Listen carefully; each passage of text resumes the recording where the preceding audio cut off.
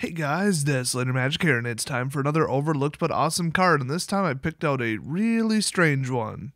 This was originally printed in a set called Apocalypse as a rare, and then later it was reprinted in 10th edition for quite literally no apparent reason.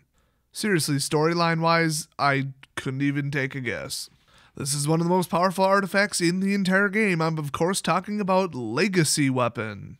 Now, there's a lot I don't understand about this. I'm sure people in the comments section are going to fill everybody on in, but why is it at that point called Legacy Weapon when clearly that's Karn, and as soon as he got the name Karn, he stopped being referred to as the Legacy Weapon?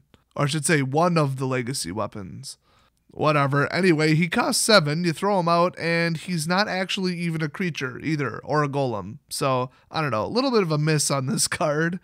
I also have no idea whose head he's holding, if that's what's going on.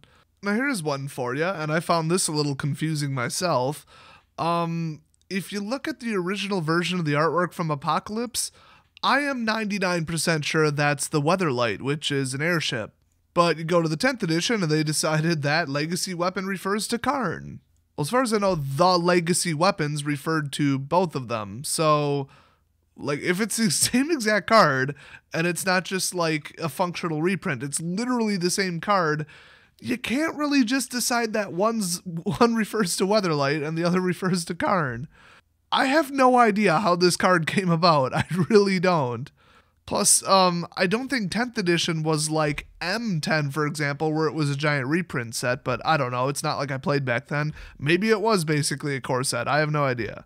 All I know, there's some weird crap in 10th edition, and Karn's holding some dude's head on this card. I don't know why. What I do know is that if you pay 5, one of each color, you can remove target permanent from the game, or as the updated text would say, exile target permanent. And let's stop on that one for a second, because apparently exile and remove from game are not the same thing. Unless you're talking about old cards, then they are the same thing. But now in the more up-to-date terminology, then they aren't the same thing. They mean something completely different. And basically the reference is when you search for a card that, quote, isn't in the game, like a card outside the game, well, it would be something that you removed from game because that's no longer in the game. But no, those are two completely different things. Because wizards, that's why. A lot of changes and a lot of inconsistencies in the lore, the story, the card design, and the wording. At least they have it pretty well settled right now, although they do keep making even more changes, honestly.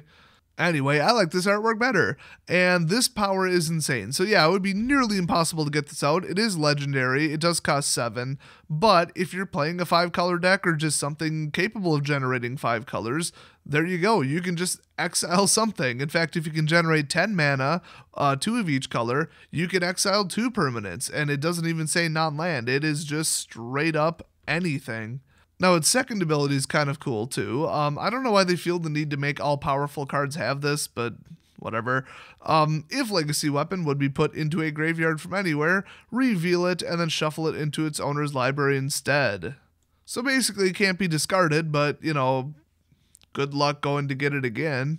So as far as ease of use and usefulness, not real high, but anything that says exile any permanent of your choice. You just pick one, point at it, and say, that one, poof, it's gone for 5 mana. That's pretty cool. I mean, I would say that once you get this out, in a couple turns, you could completely shut down your opponent and practically guarantee a win. So that is pretty cool, and you would actually be able to put this in a deck, commander deck with like Progenitus, for example. I think in Commander it would be very doable, so that would be pretty cool. I would love to play with this myself, although finding a way to consistently come up with that mana might be a little bit detrimental. You might have to start taking damage, for example. But hey, you never know. It's one of those things where once you get it going, just destroy everything, and I love it. So hopefully you love this overlooked but awesome card, and I will see you guys next video.